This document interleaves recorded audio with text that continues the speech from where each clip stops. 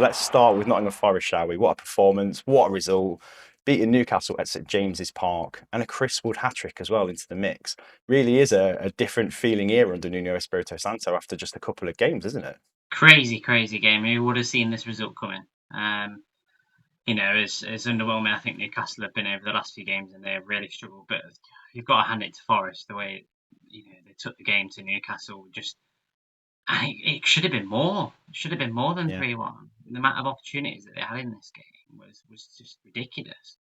Um, the way they've evolved, I think, since Nuno's come in, I think you've got to give him a lot of credit. I think he's had a bit of criticism. I think from his obviously his most recent tenure in the Premier League with Tottenham Hotspur, and he Yeah. wasn't there very long at all. But I think his reputation's somewhat been tainted by that, and I think a lot of fans have probably forgotten really of the achievements he's actually managed to get under his belt. And as a manager, he's a very experienced manager, and he's definitely left his imprint on this team already. You can see how compare them to how they've obviously approached games before. They definitely seem to be.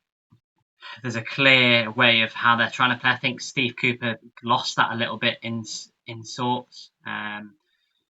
Their style of play was stuck in between sort of trying to have a kind of possession style of play, but also transitioning really quickly from Mm. obviously how they are doing now in terms of it's evident that they're counter-attacking style, how they're playing, and we just see that the likes of Alanga and Hudson-Odoi, it suits them down to a T really.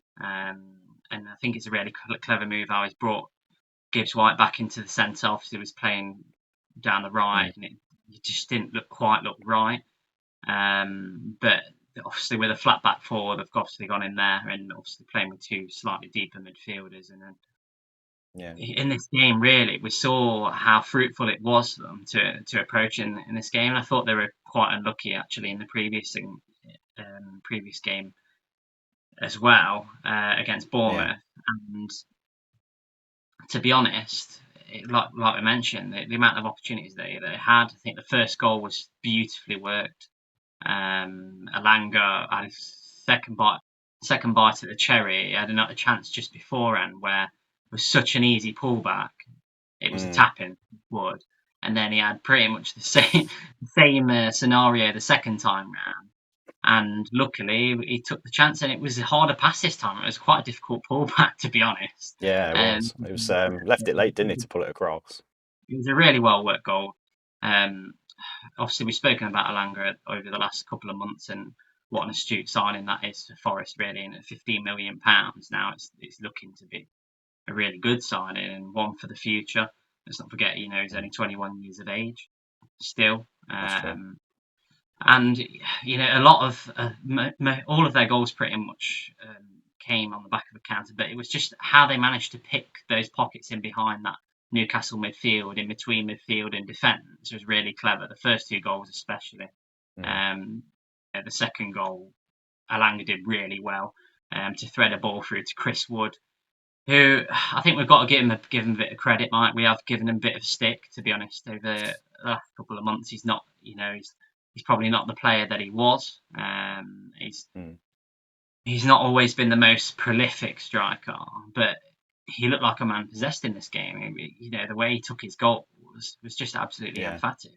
Well, yeah, Particularly, against his old club as well. I think that's even more kind of meaningful for him because he didn't play many games and didn't score many goals for Newcastle, did he? And I think he scored 4 goals in total for the club, and he scored 3 already at St James's Park for Nottingham Forest. So silencing the doubters, and me and you amongst them, we were saying that a One-Yi is such a difficult player to replace in the Forest system, and under Steve Cooper at least. Anyway, you couldn't see how Wood would kind of fill that like for like, and the answer is he hasn't really filled it like for like, has he? What Nuno Espirito Santo has done is kind of no surprise, really. And like you say, we've kind of forgotten what kind of manager and what kind of style he had when he was Wolves manager. It was fairly pragmatic, but quite explosive on the counter, and he did that here to full effect. And I think the back four really helped. I think it gave them the stability with the front two in front of them in midfield. Sangare and Danilo really helped shield that defence. I thought Murillo again was outstanding. He's just a brilliant defender, isn't he?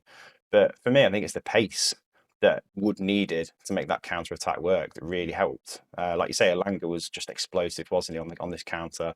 Gibbs White and Hudson Odoi as well. Great to see Hudson Odoi playing part of these attacking transitions too. And in some ways, Wood kind of dropped behind those players coming alongside him, didn't he? Dropped a bit deeper to wait for them to do the running and provide the pass. And, quite often they did. And I'm surprised Wood didn't get more. And that's another thing. Chris Wood scoring 3 goals against Newcastle, it just doesn't feel real, does it? It's such a surreal thing to say. But credit to him. Him and Forest have started life under Nuno really, really well. And I think Forest fans will feel kind of a little bit tentative letting Steve Cooper go from the club. And he was a really popular figure. But I think Nuno's gone about it the right way in this new era, hasn't he, into winning them over in some ways. Yeah, I think the thing you mentioned there about Chris Wood not doing as much running, I think he mentioned that actually in one of his recent interviews, that it helps him so much in that he only has to run 20, 30 yards as opposed to running 60 yards up the pitch. That he has those players either side with the pace and the ball carrying that Hudson Odoi and Elanga possess. That skill Yeah. is so vital to them, and you can see he's profiting from that.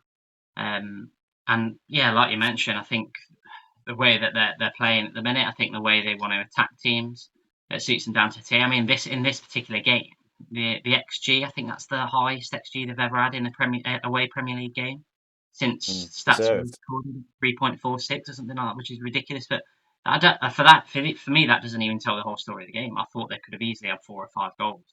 Mm. We have mentioned that the wide players are probably, let's be honest, they're not nowhere near their peak at the minute. There's plenty of room for improvement. We've spoken about Elanga, who's still a little bit rough around the edges. In certain moments, we've seen it. We've both seen it, particularly as United fans.